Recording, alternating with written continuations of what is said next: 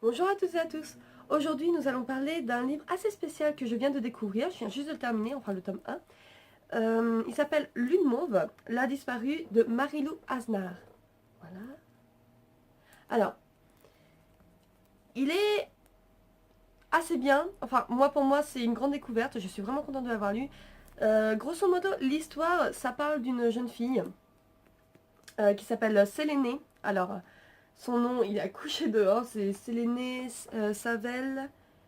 Sauf qu'elle a un autre nom qui veut dire lune, mauve, etc. Enfin bref, il y a tout un anagramme là-dedans, enfin une signification dans son nom.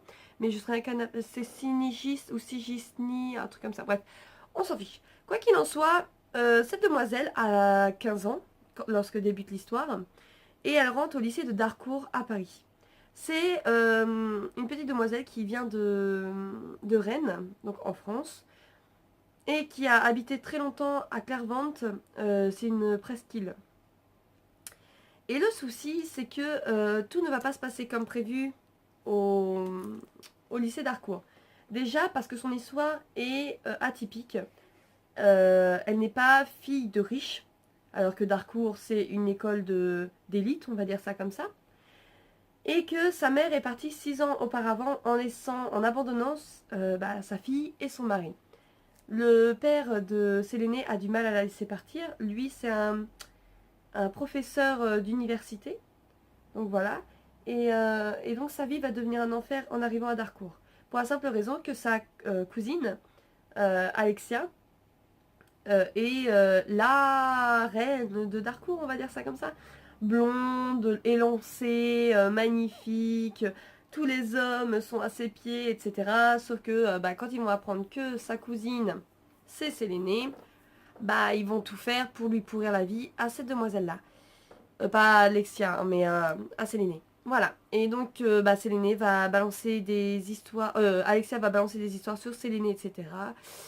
Ça va devenir très dur pour elle d'aller au lycée. Heureusement qu'elle va rencontrer Adrien et Nora, qui sont deux personnes qui, comme elle, viennent d'arriver à Darcourt et qui ne sont... Enfin, Adrien si, mais Nora ne vient pas d'un milieu favorisé. Et, euh, et donc, qui vont rester ses amis jusqu'à ce que Adrien se fasse un peu... voilà, on va dire... il a attrapé le coche, mais c'est le mauvais coche. Voilà, bref. J'en dirai pas plus parce qu'au final, je dévoilerai une partie de l'histoire. Quoi qu'il en soit, la mère de Sélénée peignait énormément des paysages imaginaires. Et en fait, les rêves de Sélénée se rapportent toujours à ce pays lointain, à cette planète, enfin à ce monde qu'elle ne connaît pas. Et elle va vivre, enfin dans ses rêves, elle va y aller comme si qu'elle y vivait réellement. Et ça va l'étonner. Et il va y avoir des gens qui vont la suivre, qui vont la poursuivre. Deux personnes, une fille aux cheveux argent et un grand, elle sait pas qui vont la poursuivre. La fille aux cheveux d'argent va essayer de la mettre en garde. Et le grand va essayer comment on appelle ça, de l'enlever. Mais bizarrement, il y a un certain... Alors, Laszlo, alors, ça s'écrit L-A-S-Z... Non, S-A-Z-S-L-O, un truc comme ça. Je sais plus entre... Donc j'ai du mal à le prononcer, donc ça doit être Laszlo. Et lui, ça va être grosso modo le gros coup de foudre de Sélénée. Et il va s'y passer pas mal de choses. Bref, quoi qu'il en soit, ce livre est fort en rebondissement, fort en surprise. Il est très bien écrit, il y a du vocabulaire assez simple, mais il y a du vocabulaire assez soutenu. J'ai vraiment aimé ce style assez complexe quand même dans l'écriture, bien que ça reste simple. Il y a pas mal de choses qu'on arrive à deviner. C'est peut-être le seul point négatif que je peux donner. Par exemple, il y a un moment, ça se voit que c'est une gamine aussi, hein. Enfin, faut se mettre à la place d'une gamine de 15 ans qui tombe amoureuse d'un mec.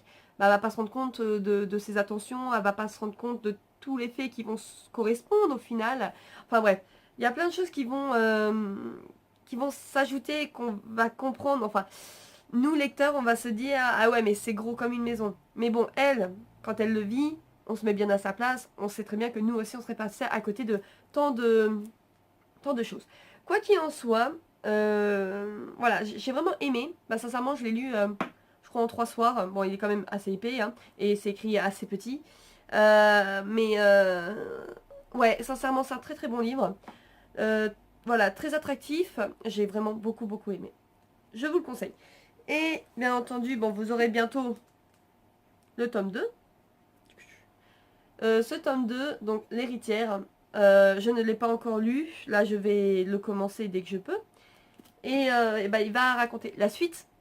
Parce que bah, les fameux rêves ne sont pas réellement des rêves. Donc voilà. Donc il va y avoir une suite par rapport aux rêves de Séléné. Je vous en dis pas plus parce qu'au final, je vous vends quand même le tome 2. Hein, parce que à la fin du 1, il faut vraiment avoir le 2. Parce que moi, par exemple, heureusement que je l'ai emprunté. Donc c'est encore de mon boulot.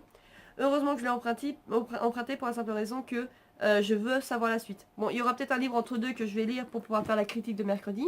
Et que ce soit pas une suite. Hein, parce que, bon, c'est un peu embêtant d'avoir directement la suite d'une série et pas découvrir d'autres... Parce que si vous, Internet, n'êtes pas intéressé par ce genre de monde, voilà. Ah oui, en parlant de monde, alors je ne sais pas si ça sera plutôt dans la catégorie fantasy ou fantastique, parce qu'au final, au début, on est quand même dans le monde normal, hein, notre monde à nous, et il se passe quelques faits étranges, quelques trucs en rapport avec le paranormal ou la magie, on ne sait pas.